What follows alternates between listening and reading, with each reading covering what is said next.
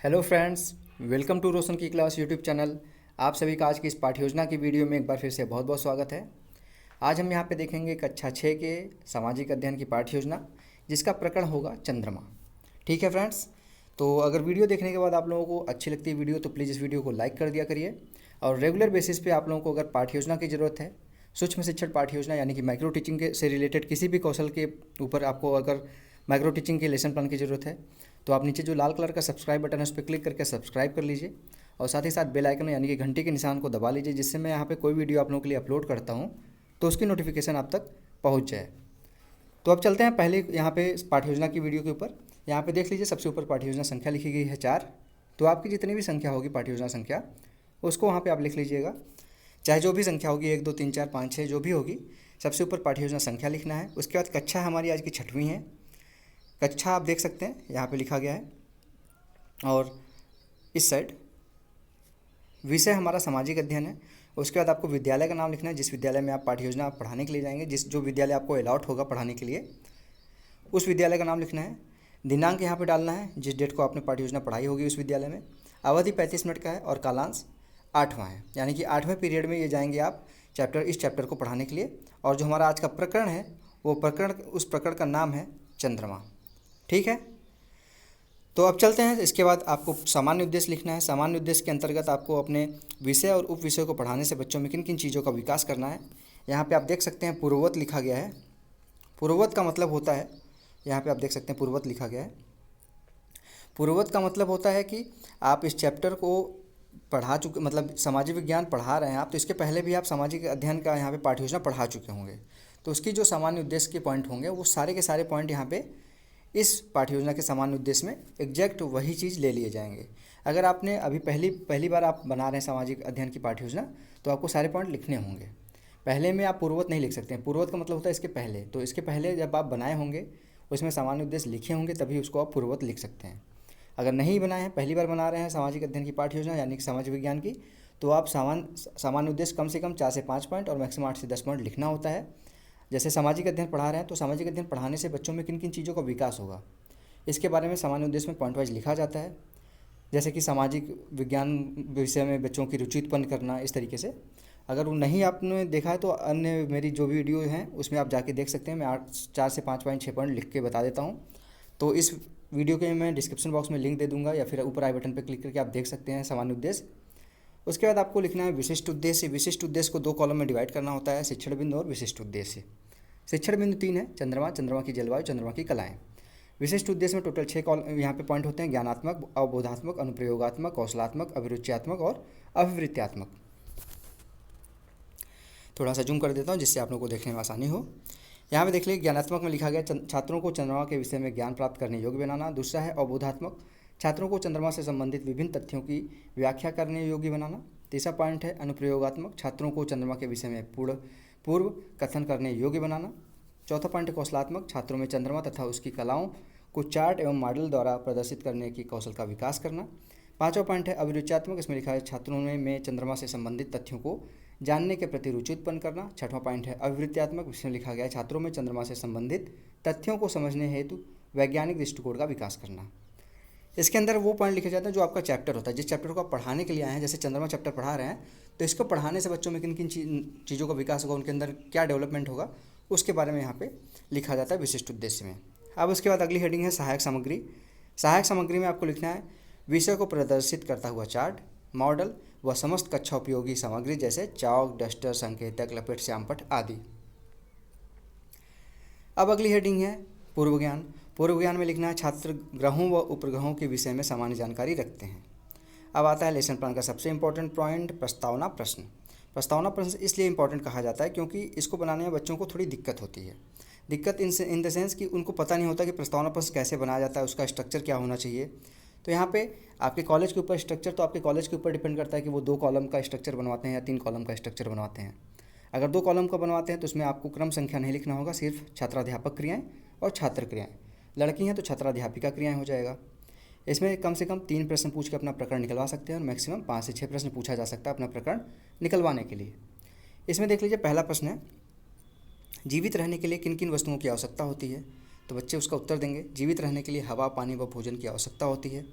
दूसरा प्रश्न फिर बनेगा यह हवा, इसमें एक चीज़ और होती है कि पहले प्रश्न का जो उत्तर आएगा दूसरा प्रश्न आपका पहले प्रश्न के उत्तर से बनेगा, दूसरे प्रश्न का जो उत्तर आएगा उससे तीसरा प्रश्न बनेगा, तीसरे प्रश्न का जो उत्तर आएगा उससे चौथा प्रश्न बनेगा। इसी तरह से क्रमबद्धता होनी चाहिए।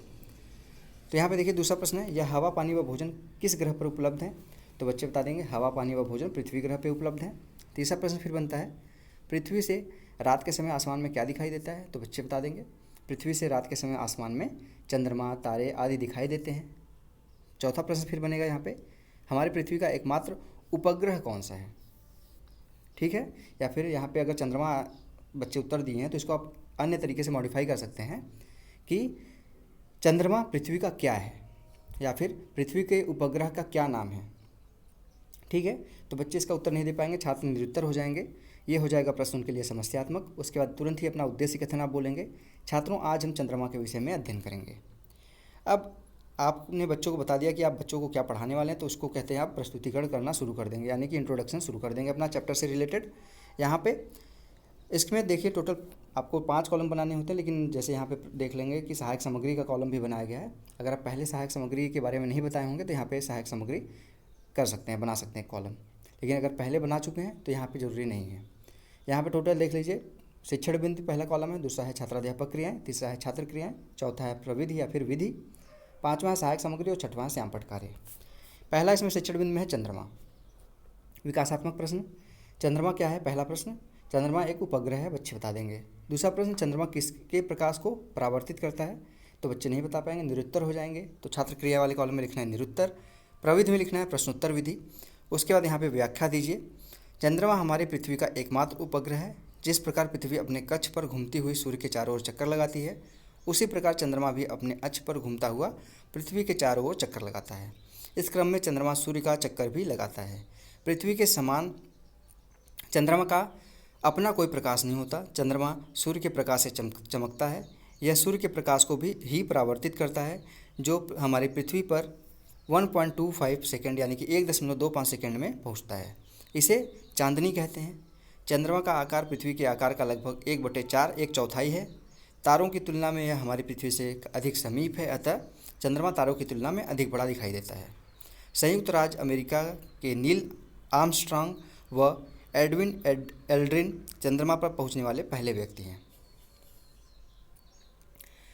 छात्र क्रिया वाले कॉलम में लिखना है छात्र ध्यानपूर्वक सुनेंगे। प्रविधि में लिखना है व्याख्या विधि, और श्यामपट्ट कार्य पे महत्वपूर्ण बिंदु लिखना है। पहला है यहाँ पे चंद्रमा पृथ्वी का एकमात्र उपग्रह है। दूसरा पॉइंट है चंद्रमा अपने अक्ष पर घूमता हुआ पृथ्वी के साथ सूर्य का भी चक्कर लगाता है। अगला पॉइंट है चंद्रमा सूर्य के प्रकाश को परावर्तित करता है। अगला पॉइंट है चंद्रमा का आकार पृथ्वी के आकार का लगभग 1/4 है। और लास्ट पॉइंट है संयुक्त राज्य अमेरिका के नील आर्मस्ट्रांग व एडविन एल्ड्रिन चंद्रमा पर पहुंचने वाले पहले व्यक्ति हैं। आगे बढ़ते हैं। अब बोधात्मक प्रश्न पूछेंगे। यहाँ पे बोधात्मक प्रश्न में पहला प्रश्न है चंद्रमा किसके चारों ओर चक्कर लगाता है? तो बच्चे बता देंगे, उसका उत्तर दे देंगे चंद्रमा पृथ्वी के साथ साथ सूर्य का भी चक्कर लगाता है। दूसरा प्रश्न है चंद्रमा किसके प्रकाश को से चमकता है? बच्चे बता देंगे चंद्रमा सूर्य के प्रकाश से चमकता है। तीसरा प्रश्न है सूर्य द्वारा प्राप्त चंद्रमा का प्रकाश पृथ्वी पर कितने समय में पहुँचता है? तो बच्चे बता देंगे सूर्य द्वारा प्राप्त चंद्रमा का प्रकाश 1.25 सेकेंड में पहुंचता है। और अगला प्रश्न है चौथा, चंद्रमा पर पहुंचने वाले पहले व्यक्ति कौन थे? तो यहाँ पे आंसर आएगा चंद्रमा पर पहुंचने वाले पहले व्यक्ति संयुक्त राज्य अमेरिका के नील आर्मस्ट्रांग व एडविन एल्ड्रिन थे। प्रविधि में यहाँ पे लिखना है प्रश्नोत्तर विधि। फिर से आप अगला यहाँ पे शिक्षण बिंदु में पॉइंट लिखिए चंद्रमा की भौगोलिक स्थिति। विकासात्मक प्रश्न है। पहला प्रश्न, चंद्रमा का आकार पृथ्वी के आकार का लगभग कितना है? तो बच्चे बता देंगे चंद्रमा का आकार पृथ्वी के आकार का लगभग 1/4 है। दूसरा प्रश्न है चंद्रमा की भौगोलिक स्थिति कैसी है? तो बच्चे नहीं बता पाएंगे, तो समस्यात्मक प्रश्न हो जाएगा। सामने लिखिए छात्र निरुत्तर और सामने प्रविधि में लिखिए प्रश्नोत्तर विधि। फिर व्याख्या दीजिए। रॉकेट के आविष्कार द्वारा मनुष्य चंद्रमा तक पहुंच चुका है। मानव ने वहां जाकर देखा कि चंद्रमा की परिस्थितियां जीवन के अनुकूल नहीं हैं। यहाँ न पानी है और न वायु, इस कारण यहाँ जीवन संभव नहीं है। अगर आप लोगों को वीडियो में थोड़ी सी धुंधली चीज़ें दिखाई दें, मैं क्लियर बना रहा हूँ 720 पिक्सल पे, तो आप अपनी जो वीडियो की क्वालिटी है अगर देख रहे हैं तो ऊपर से जो अगर मोबाइल में देख रहे हैं तो ऊपर 3 डॉट होगा, उस पर क्लिक करेंगे तो वीडियो की क्वालिटी आप इम्प्रूव कर लीजिए। जैसे 360 कर लीजिए, 480 कर लीजिए, 240 कर लीजिए, आपको क्लियर दिखाई देगा सारी चीज़। चंद्रमा की सतह पर पर्वत, मैदान व गड्ढे हैं जो चंद्रमा की सतह पर छाया बनाते हैं। जिस दिन चंद्रमा पूर्ण वृत्त के रूप में दिखाई देती है उस दिन चंद्रमा पर इन पर्वत, मैदान और गड्ढों की छाया को देखा जा सकता है।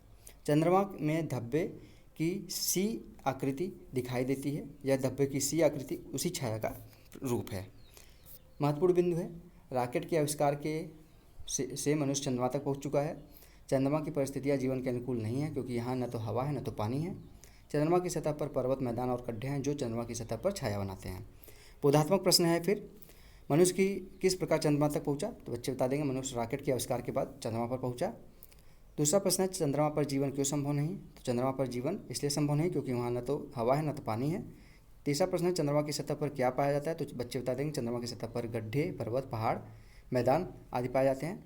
चंद्रमा की सतह पर छाया कैसे बनती है? अगला प्रश्न है, तो बच्चे बता देंगे चंद्रमा की सतह पर छाया पर्वत, मैदान व गड्ढे की छाया से बनती है। फिर तीसरा यहाँ पे शिक्षण बिंदु में पॉइंट है, चंद्रमा की कलाएँ। विकासात्मक प्रश्न है। पहला प्रश्न है, चंद्रमा पर पर्वत, मैदान व गड्ढों की छाया कब दिखाई देती है? तो बच्चे बता देंगे जिस दिन चंद्रमा वृत्त के रूप में दिखाई देती है उस दिन पर्वत, मैदान, गड्ढों की छाया दिखाई देती है। अगर चंद्रमा की कलाएं अगर पॉइंट पे आपको लेसन प्लान चाहिए तो ऊपर आई बटन पर क्लिक करके या फिर नीचे डिस्क्रिप्शन बॉक्स में मैं लिंक दे दूंगा या तो वीडियो के लास्ट में मैं लिंक दे दूंगा। चंद्रमा की कलाएँ लेसन प्लान आप देख सकते हैं।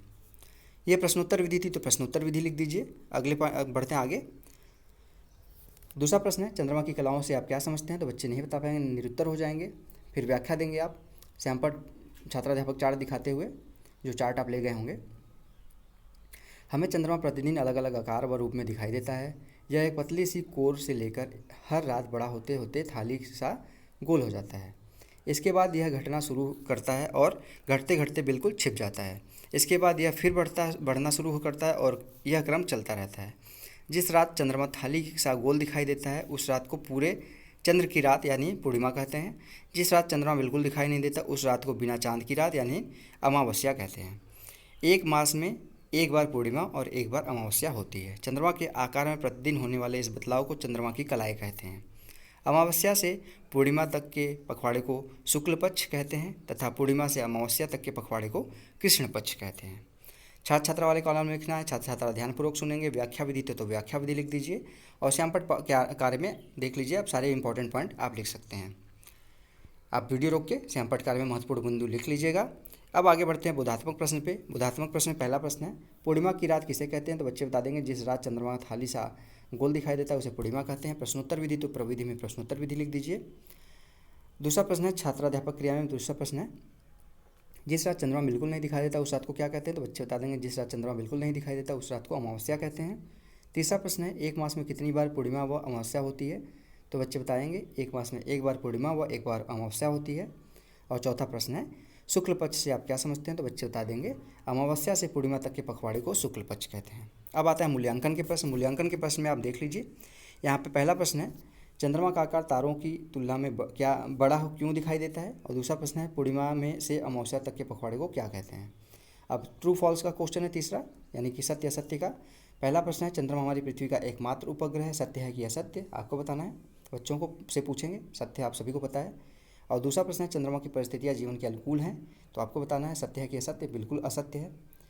फिर चौथा प्रश्न है, रिक्त स्थानों की पूर्ति करना, फिल करना है ब्लैंक्स में। पहला प्रश्न है, रॉकेट के आविष्कार द्वारा मनुष्य डैश डैश डैश तक पहुंच चुका है, तो चंद्रमा यहाँ पे लिखा जाएगा।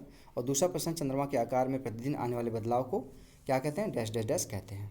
ठीक, गृह कार्य है, बच्चों को घर से करके लाने के लिए होमवर्क देंगे आप। इसमें देख लीजिए दिया गया है, छात्र चंद्रमा की कलाओं के विषय में याद करके आएंगे। तो ये था दोस्तों आज का लेसन प्लान। आशा करता हूँ आपको आज का लेसन प्लान बहुत अच्छा लगा होगा।